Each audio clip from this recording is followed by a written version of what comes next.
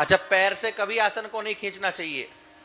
लोग क्या करते हैं, ऐसे आसन लेंगे और ऐसे ऐसे पटक देंगे, और फिर पैर के अंगूठे से इधर खींचेंगे बराबर हो जाए, मुड़ गया तो सीधा करेंगे ना।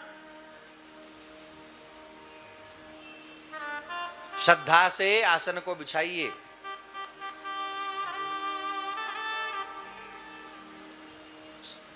साधना को फलीभूत करने वाला है, साधना का अंग है माला।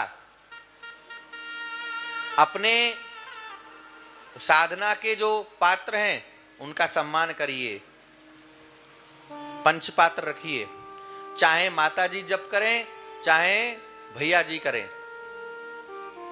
एक दो चीजें जरूर रखनी चाहिए जप करने वालों को, माला जपने वाले को, पाठ करने वाले को।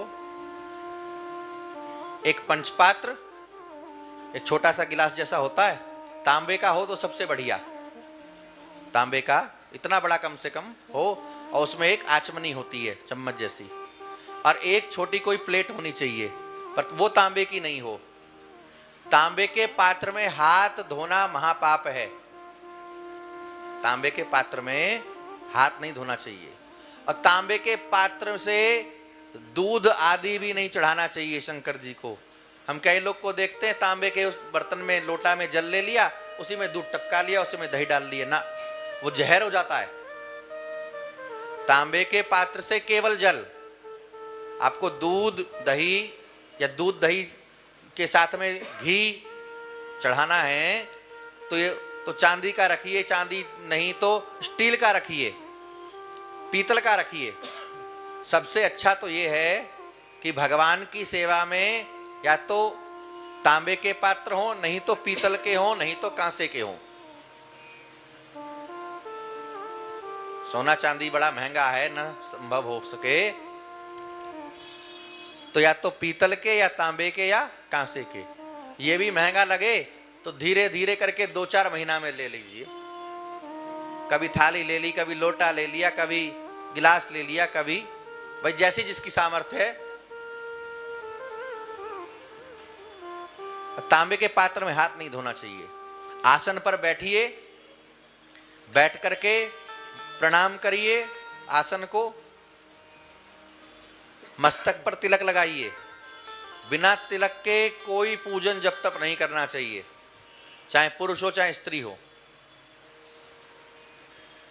तिलक लगाइए मस्तक पर।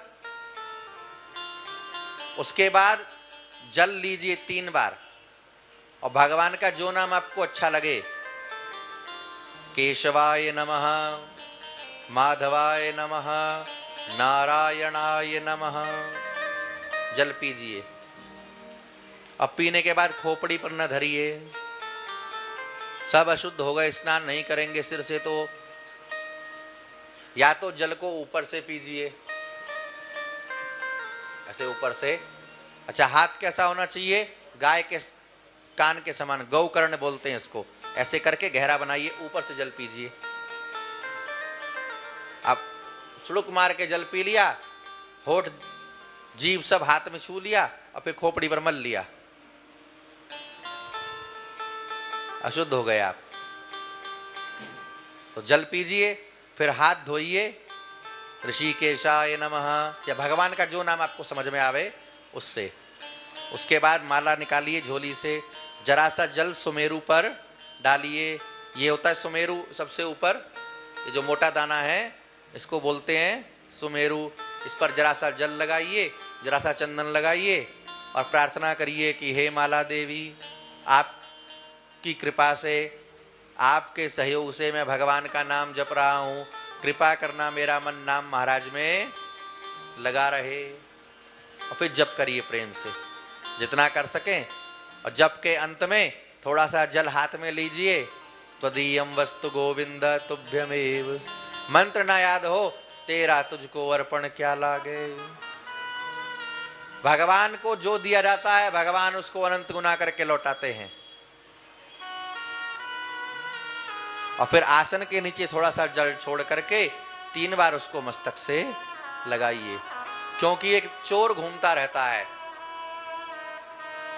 एक चोर घूमता रहता है जिसका काम है मनुष्यों के पुण्य चुराना, उसका नाम है इंद्र। आसन के नीचे जल छोड़ करके मस्तक से लगा करके इंद्राय नमः बोल देना चाहिए। नहीं बोल पाओ तो इतना तो ध्यान रहे कि भैया इसलिए लगा रहे हैं कि हमारा पुण्य हमारे चोरी ना होवे। और फिर आसन से उठ करके भगवान को प्रणाम करके आसन आदि समेट करके रखिए।